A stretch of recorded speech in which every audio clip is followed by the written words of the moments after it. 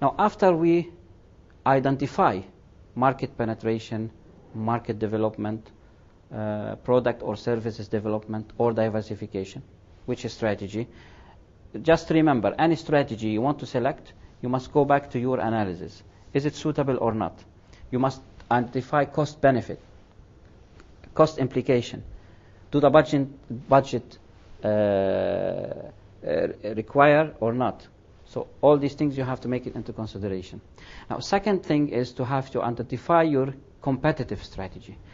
As we said before, let's say that the current strategy is a focus differentiation. That means the company maybe it differentiate in quality services, but it focus on area, or focusing on, for example, in a business or a special services. So let's say either we can use Porter's generic competitive strategy to help us in identifying or justifying the current competitive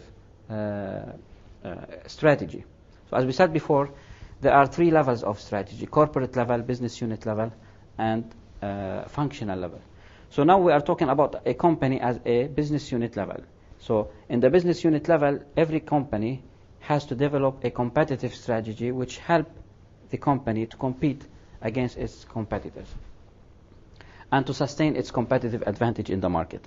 So first of all, we have to identify, we can use Porter's generic competitive strategy, which help us either to choose between broad differentiation. We can differentiate in quality services or anything else, but we can be broad, like targeting all the customers, all the services, all the country, if the budget help. Or we can focus differentiation. We can differentiate but focus in special services or special market. Or we can be a cost leadership strategy. We can follow a cost leadership strategy, like some airlines, for example, they follow a low frills strategy. Or we can follow a focus cost strategy. Any strategy you choose, you must go back to your objectives. Maybe your objective to be a quality brand company. So that means you have to choose a differentiation. Then you cannot choose a low-cost strategy.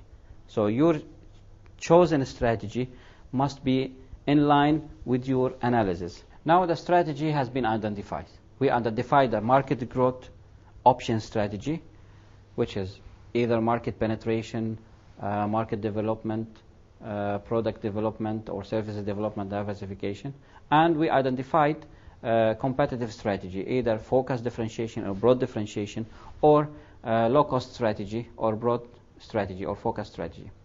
Now we have to evaluate these strategies. We cannot choose them just because we identified them. We can't choose them automatically. We need to evaluate them. There are a lot of tools we can use to evaluate the strategies.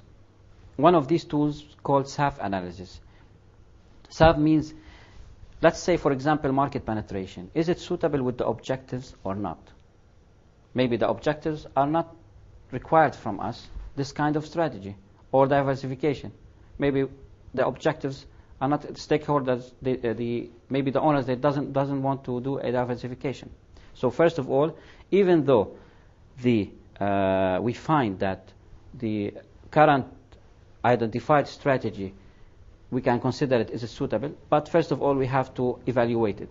Is it suitable with the objective or not? Is it accessible or not? We have to study the return on the investment. Is it cost implication or not? The cost implication is high or not? Maybe we don't have enough money maybe the strategy is fine.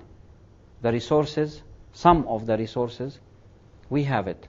The external environment is suitable, but maybe we don't have, for example, part of the resource, which is financial. So we must identify and analyze and link all the resources, all the conclusion, what we find from the external and internal analysis to the strategy when we want to choose the strategy. And so is it suitable, is it accessible, or is it feasible? So we can apply this tool, SAF analysis, into all these strategies. And after we evaluate them based on is it suitable, accessible, or feasible, we can choose the preferred option for our strategy. So maybe we can choose market development, product development, plus we can choose, for example, a focus differentiation or low-cost strategy. It depends. based on your analysis and stakeholder expectation and external environment. Now, after we identify and evaluate and choose preferred options, now it's time to implement the strategy. We conduct the external analysis, internal analysis. We found what are our gaps, what is required, counteracting strategies. We identify options, market growth option, competitive advantage, which strategy we have to choose. We evaluate them. We choose the preferred option. Now we have to identify, we have to implement these options into a strategy, a time frame strategy. For example, maybe it will be for 2 years strategy. So this will require maybe a lot of changes in the company.